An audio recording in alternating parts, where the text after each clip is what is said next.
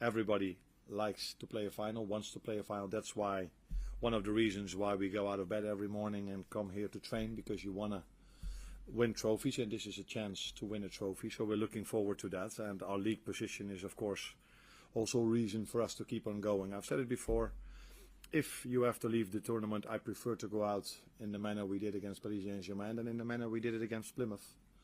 So I couldn't have asked for more for the players. Their intensity levels were the highest they've been this season. I think the way we started the game, we forced them to so many mistakes. We created a few very good chances, which we usually score.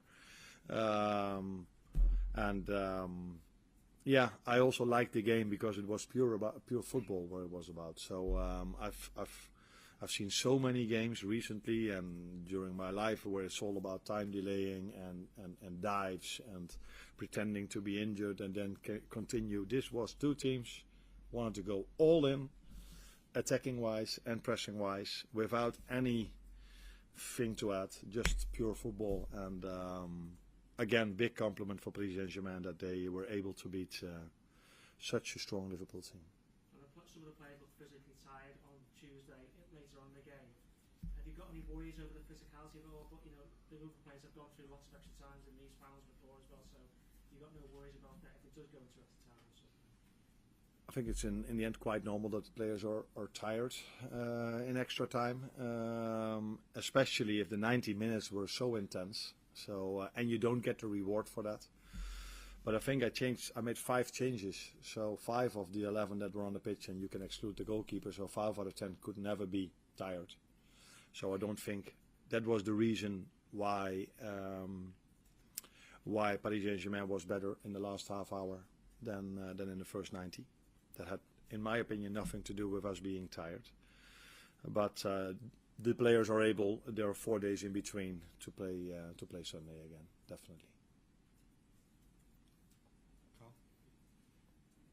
Jurel's had a little bit of an up and down season for him, I suppose. But when he's come on for you and done a job at right back, he seems to have adapted quite well. And now he's got an England call up and a senior call up. What does that say about sort of his attitude and the way he's applied himself? It says a lot about his mentality. So last season, I think everybody saw what a talent he is. Then the season started with him starting, and I changed him, as we all know, against Ipswich. And Ibu and Virgil were and are such a strong combination that he didn't play a lot. But every time he had to play, except maybe for the first 1 or 2 games. But afterwards, every time he had to play, everybody could see that maybe he's not longer a talent, because as a talent you don't have any setbacks. But the moment you get setbacks, it's about you, how you react. And I think he showed in his recent performances that he outgrew being called a talent, and that's probably what Thomas Tuchel saw and sees as well by calling him up, by giving him a call up. I think that's better to say. And he did really well the last few times he had to play for us, and even on a position he's not completely used to as a right fullback, but in my opinion he has also the qualities to play in that position. He's strong, he's fast, he's very comfortable with the ball. And it gives us an extra quality if we play him, which we saw in terms of set pieces, because he was the one that was this far away of us qualifying for the next round by heading the ball on the post, because that one was not offside. So yeah, he showed mentality and that he had quality. That's already what we knew when we saw him playing last season. And he's spoken this season about speaking to you about that decision at Ipswich, which we could have sent him one way or the other, because it take up a half time and you come under a lot of scrutiny. But I guess the fact that he's recovered from that, being able to got over that and sort of settled down and buckled down and tried to sort of do the best he can after sort of what could be considered a setback first game of the season. Yeah.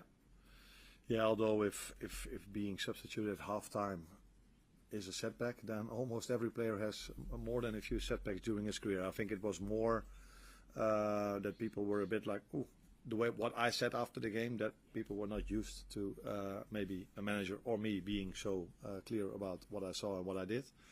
And that in the end probably went to a situation that that he got criticised more than was normal for a player that was taken off at half-time. And again, it's so good to see that he managed his way back into it.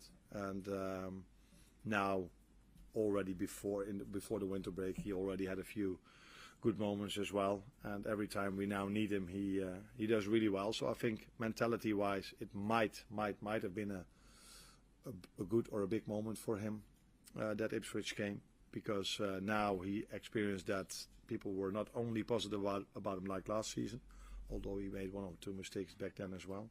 He also knows now he can fight his way back if people all of a sudden are not as positive anymore. And that is something I think every player should experience in the start of his career, because a football career is never only going up, it's always going a bit like this. And now he knows he can fight back also after a situation he experienced at Ipswich, or after the Ipswich game. Hi, Arne. How is Darwin Núñez? Have you had to speak to him individually to try and pick him up after Tuesday? Because of? Penalty miss, he looked really took it looked like he took the disappointment of a penalty miss. Yeah, but I assume Curtis felt the same. I think every player that takes a penalty and misses it doesn't feel well, but it's not only the two who missed it, all the others didn't feel very positive as well after the game, because we lost the game of football and they took the responsibility. And in football you can miss a chance and you can miss a penalty, and that is what can happen if you take the responsibility of taking a penalty. For me, I think we were closer to winning the game in the first 90 minutes, and then penalties is always, in my opinion, you need a bit of luck. But there are many people who say, no, you can influence that luck, which is also true, because the more you train, the better you do. But these players do train their penalties on a regular basis as well. But he missed, and that's not what you want. But I don't want to make anything more out of it than just missing a penalty. You've spoken about not having as much time as you'd like on the training pitch, particularly at this time of the season. How much has that hampered the ability for those who maybe not played as much as they like to kind of force their way into plans? And thinking of, obviously, Harvey Elliott's been able to get into some minutes recently. I think of someone like Federico Chiesa as well. If you're not on the training pitch, how much opportunity does he get to impress you and maybe force his way into your plans? Yeah, that's of course more difficult, because these players hardly train with the starters if you look at our schedule in the last 3 or 4 months. So if we play, for example, on Saturday and then we play on Tuesday again, then on Sunday, the ones that have played on Saturday, they only do recovery sessions, so they're not on the pitch. And then it's the day before the game, and it's maybe 10-15 minutes of tactics, where it's more walking football than playing football.